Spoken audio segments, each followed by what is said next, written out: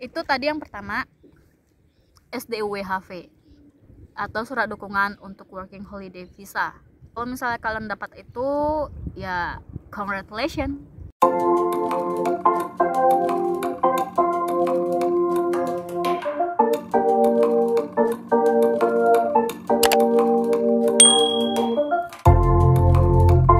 Halo everyone, welcome back to my YouTube channel. Masih balik lagi bersama aku Yohana.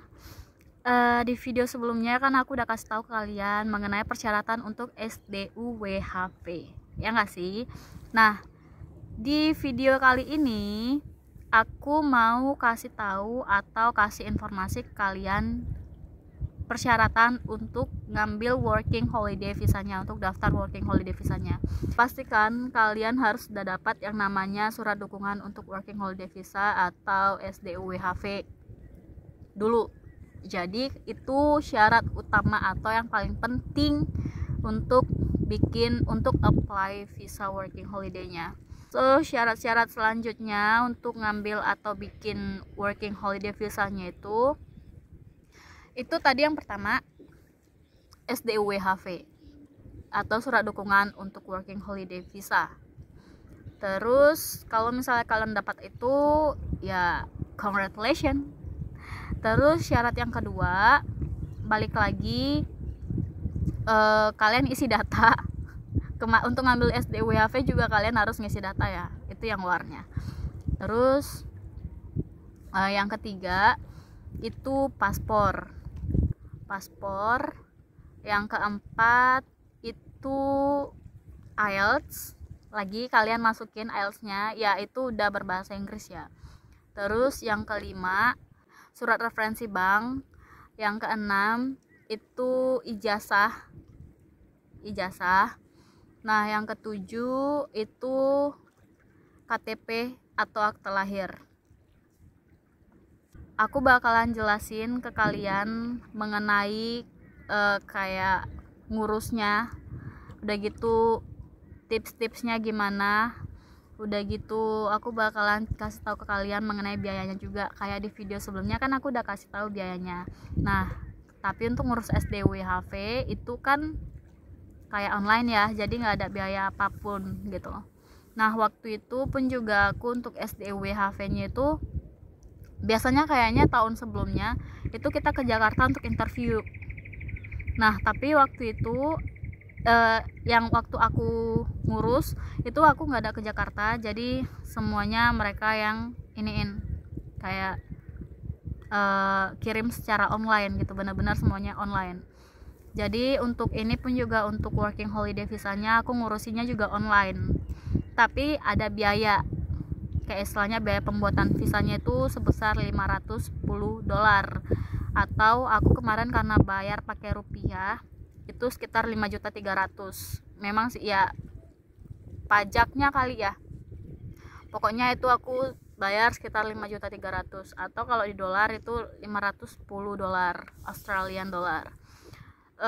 Itu biaya untuk SDUWHV-nya, untuk visa working holiday-nya. Jadi kalian kalau misalnya udah granted, kalian bakalan dikirimin visanya ke email kalian. Jadi visanya juga online. Jadi nggak waktu kayak aku ngurus visa ke Eropa, aku harus ninggalin paspor, udah gitu visanya ditempel di paspor, bukan. Jadi visanya itu benar-benar dikirim secara online. Terus untuk persyaratannya kan aku tadi udah mention ya, semuanya kayak istilahnya ijazah atau akte kelahiran atau KTP itu kalian bisa translate, soalnya ini kan untuk ke embasi Australia, jadi harus berbahasa Inggris. Tapi kalau misalnya file kalian udah bilingual, kayak ada akte yang udah ada bahasa Inggrisnya, atau ada yang kayak istilahnya ijazah kalian udah berbahasa Inggris, jadi kalian gak usah translate itu lagi, kalian bisa langsung lampirin. Terus tapi semuanya harus dalam bahasa Inggris. Terus kalau misalnya kalian udah daftar nih, udah ngisi data, udah masukin file, kalian bakalan langsung ada yang namanya medical check up. Jadi kalian bakalan dikasih medical, kayak istilahnya surat untuk medical check up. Itu ada rumah sakit tertentu yang harus kalian tuju untuk bikin visa. Kayak waktu aku di Bali itu cuman ada satu rumah sakit yang bisa ngurusin itu untuk visa ya, untuk kayak istilahnya medical check up buat ke visa itu. Jadi waktu itu aku ke BIMC yang di Kuta. Jadi kalian harus benar-benar cek, googling lagi rumah sakit mana yang kayak istilahnya dituju untuk bikin visa gitu. Jadi itu nggak sembarangan rumah sakitnya. Kayaknya itu aja deh. Kalau misalnya kalian udah dapat surat untuk kalau misalnya kalian dapat surat untuk medical check up, kalian langsung cek saat itu juga, dan kalian harus booking saat itu juga untuk medical check up.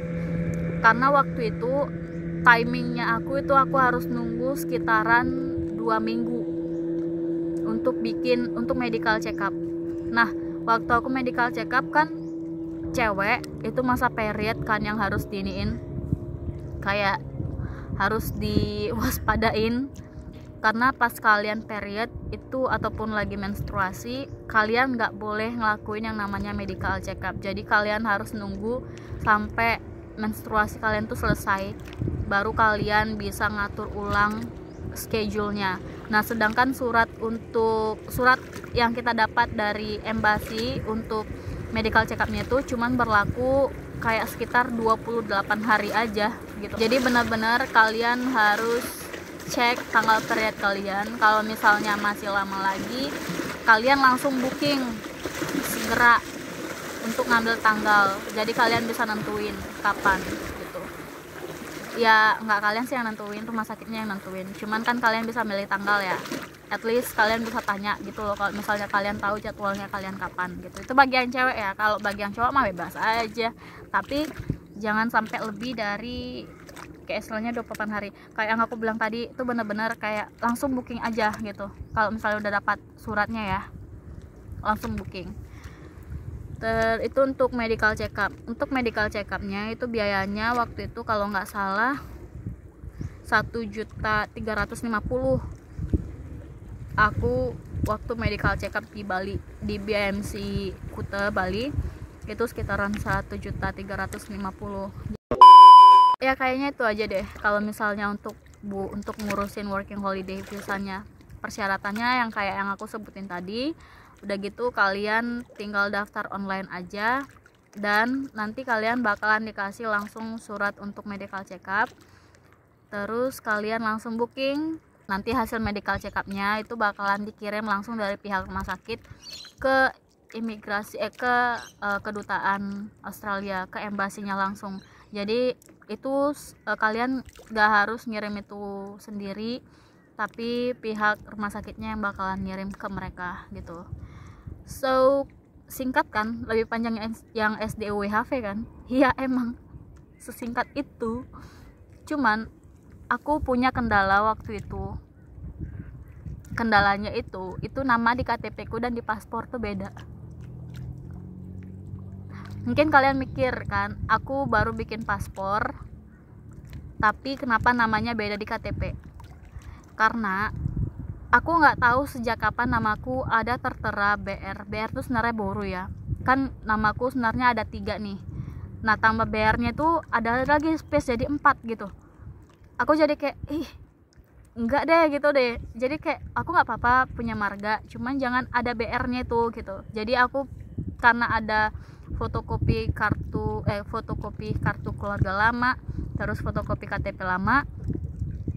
Karena kan KTP aku pun juga aku baru ngurus kayak 2 tahun lalu gitu loh. KTP lama aku tuh nggak ada BR-nya. Jadi aku pakai itu untuk ngurusin si paspor baru ini. Plus aku cantumin juga akte kelahiran.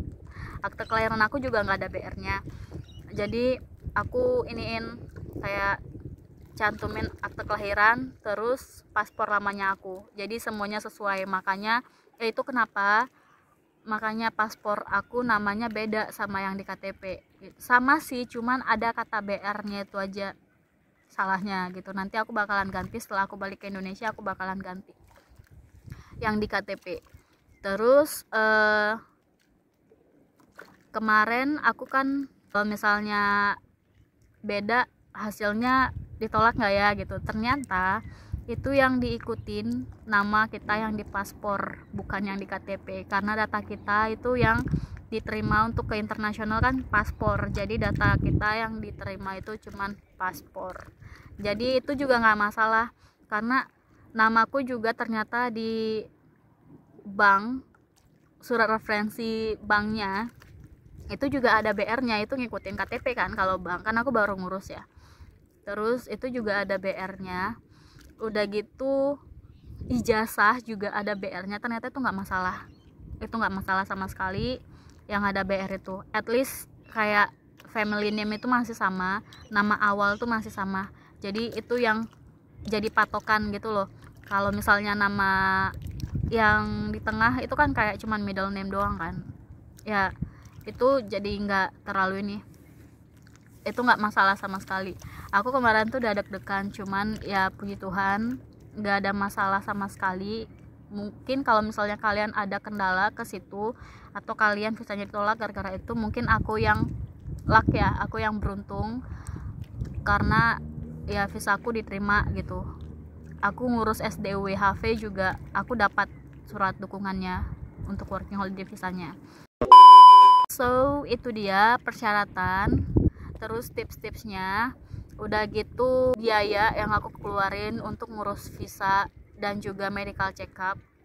Kalian ya kalau misalnya sekarang lagi berjuang untuk ngurus visa, semangat, tetap positive thinking, berdoa. So untuk video selanjutnya aku bakalan kasih tahu ke kalian mengenai, mungkin aku bakalan mention ataupun bikin video mengenai informasi seputaran IELTS ya, untuk ujian aku waktu itu gimana. So jangan lupa subscribe, like. Kalau kalian punya pertanyaan kalian bisa komen di kolom komentar, aku nggak bakalan matiin kolom komentarnya. Terus kalau kalian punya temen lagi ngurus visa working holiday atau mau ngurus working holiday visa, kalian bisa share video ini ke teman kalian, dan semoga video ini bisa bermanfaat buat kalian semua. Sampai jumpa di video selanjutnya, bye.